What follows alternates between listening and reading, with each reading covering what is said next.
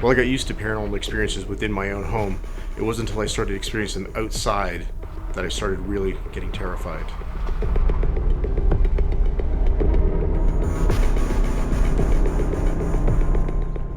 Walking home one day, I felt something very dark behind me. It was following me and watching me. All I saw was a shadow, and I ran.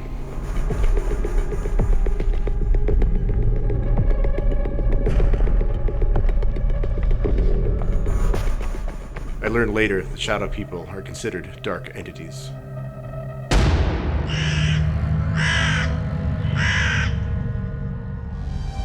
My name is Paul Silliphant. Ever since I was a child, I've had experiences with the paranormal. I spent over 30 years peering into the darkness of the unknown, immersing myself deep into the strange and mysterious. Inspired by my own childhood experiences, I started seeking answers by investigating stories of ghosts and haunted locations. My mission has been to document occurrences of paranormal activity and search for the truth about what happens in the dark hours.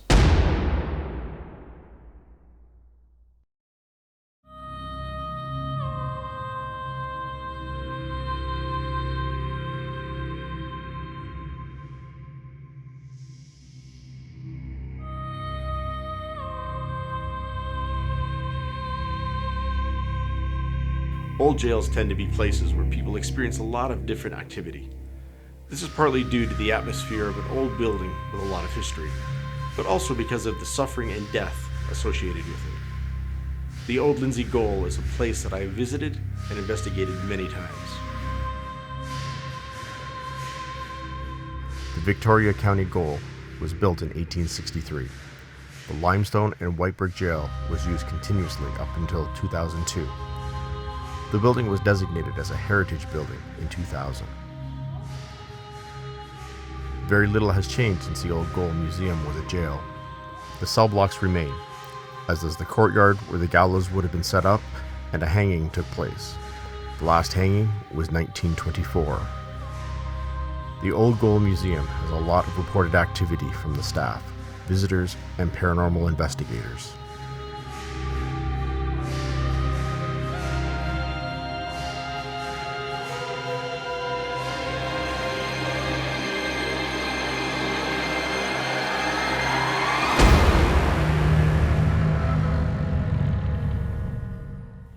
My name's Carly Power, and I used to be a curatorial associate at the Old Jail Museum.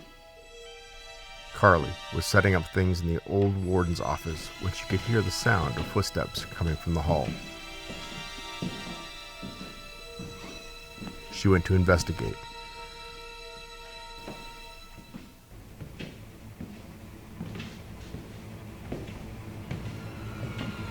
The footsteps got closer, despite there being no one there.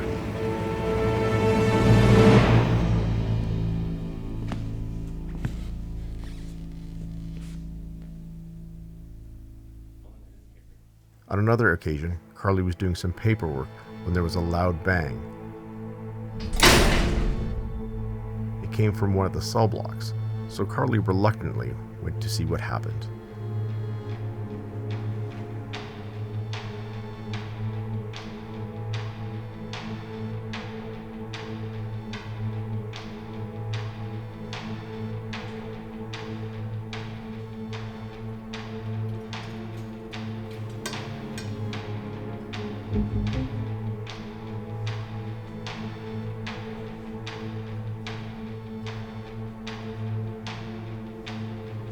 There was no one there, and no sign of what made the bang.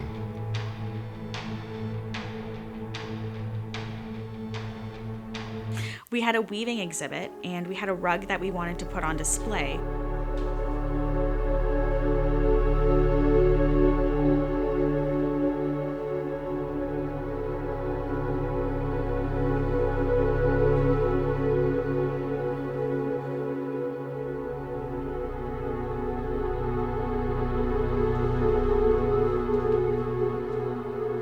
We hung it up, and it was secure all day. It was perfectly fine. The next morning we came in and it was on the ground. So we hung it back up, made sure everything was secure.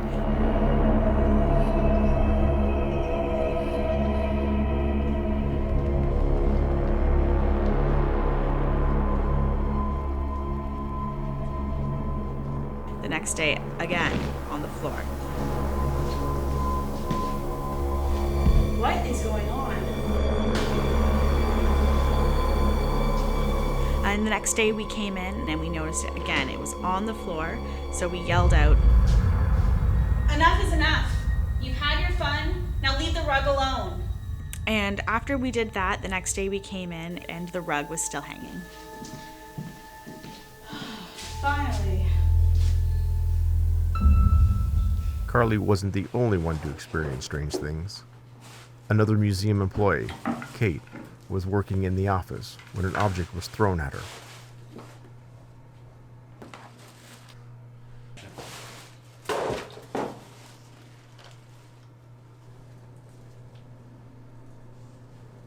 Kate picked up the binder, but could not figure out how it could have flown across the room. One of the most common occurrences that would happen is when we were closing down for the night, we would go through the entire building, make sure all the lights and any machinery was turned off. Lastly, we would set the alarm and close the door.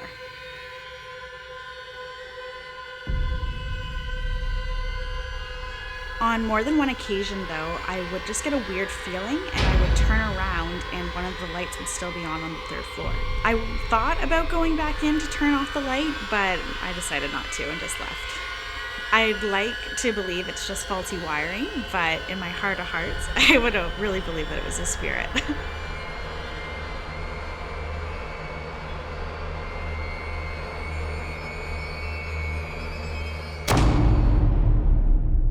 My name is Rob DiVinanzo, and I am a paranormal investigator. I'm Shane McLaren, and I'm a paranormal investigator. For years, we heard stories about Lindsay Gaol. We always wanted to go there, and we were fortunate enough to be invited to go do an investigation there. We got a lot of things that happened to us there, from lots of footsteps to cell doors to voices to whistling. We had an interesting event that evening where there were a number of us in the basement conducting investigation, going through EVP sessions, etc. If there's anybody here with us tonight that wants to come forward, can you please make your presence known? Can you please come forward? Is there anybody here? Can you make a noise of some kind?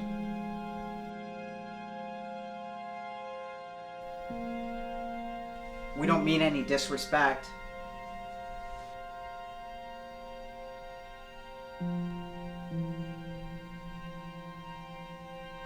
What was that? We could hear footsteps down the hallway. Did you hear that? I heard that. Can you come closer? It sounded like footsteps. And those footsteps progressively got louder and a little more firm, almost like somebody was walking up upon us.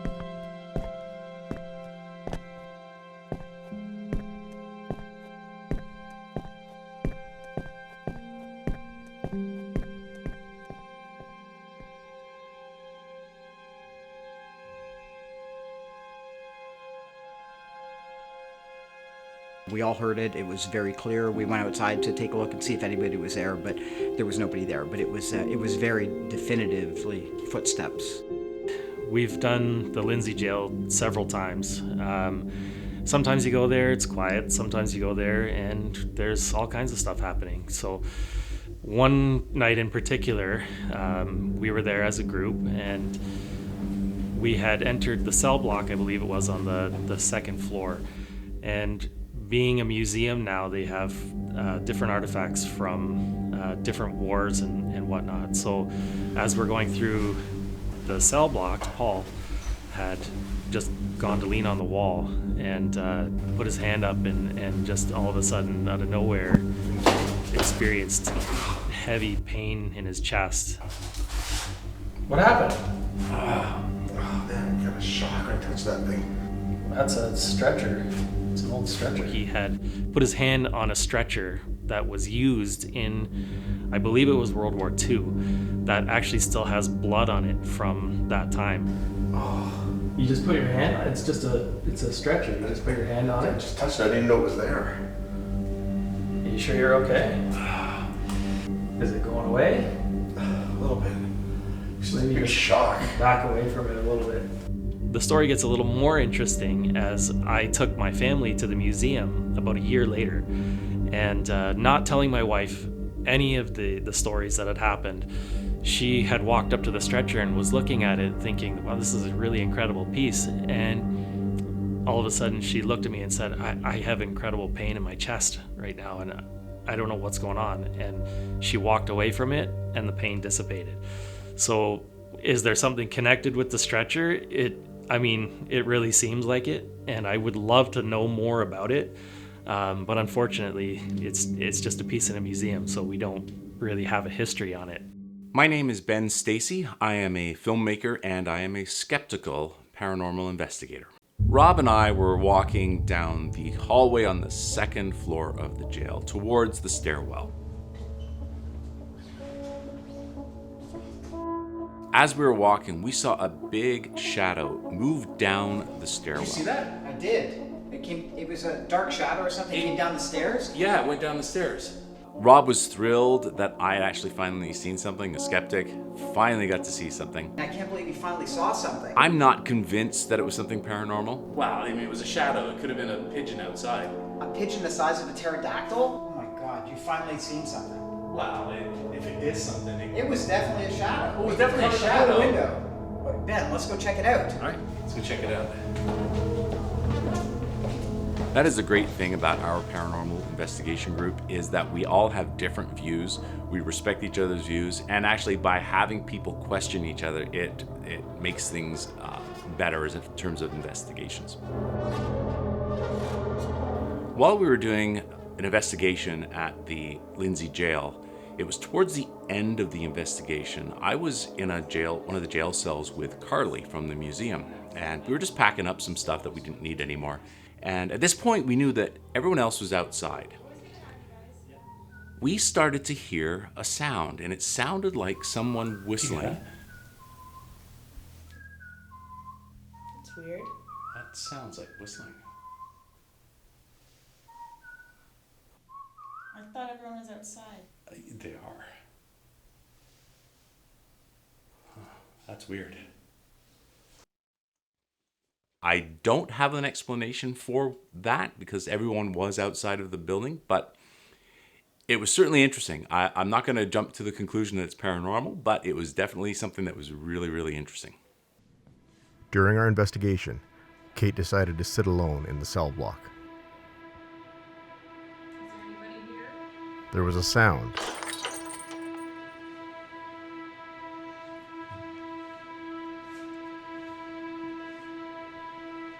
She walked out of the cell.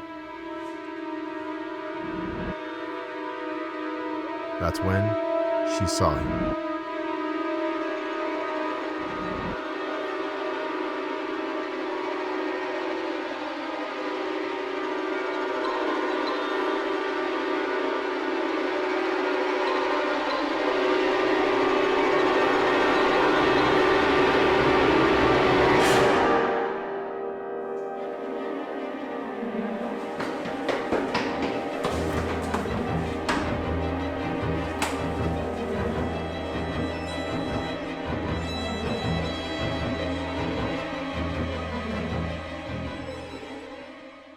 So Rob and I were doing an EVP session on the second floor.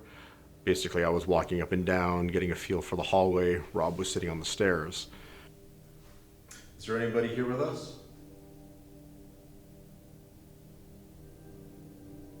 Do you want to come and speak to us? You can come closer. We're not going to hurt you. Just let us know you're here. I was sitting there, Paul was a few feet ahead of me, maybe 10 feet ahead of me, and he started to get touched, almost annoyed by a spirit. Things started getting a little weird. I was feeling a little tense, felt like somebody was kind of following me. And then something touched me on the side of the face, and I reacted to it, kind of just brushed it off. It happened again. I asked it to stop doing it. I did it a third time, and I got a little irate because I was getting aggravated. Like it was like a child just keeping nagging and nagging and nagging, and I was not having it. Paul, are you okay? Okay, stop. Move away from me. You're not allowed to touch me anymore. So I basically stood up and said, move off. You're not touching me anymore. If you're so brave, why don't you come and touch me? And sure enough, Rob got his ears touched, I believe. At the same time, he had his ear blown in at one point. While I was sitting on the stairs, I started to get touched in the head, and it was the same type of event for me. It was almost an annoyance more than anything. It felt like he touched my head. Oh. It's annoying. It's almost like maybe a bit of a scratch or a bit of air blowing on my head. The spirit was touching me, getting me aggravated, touching me again, and just got to the point where it became more of a frustrating event. It's very aggravating. You need to stop that. He had a heavy reaction to it. Okay, stop it now. That's enough. I don't want you touching me. But it was an interesting event too, because it's a rare time that you're able to interact with a spirit, especially when you have any kind of physical contact. So from that standpoint, it was an interesting event, but it was also very aggravating for both Paul and I. The old Lindsay Gaol is a place that never disappoints.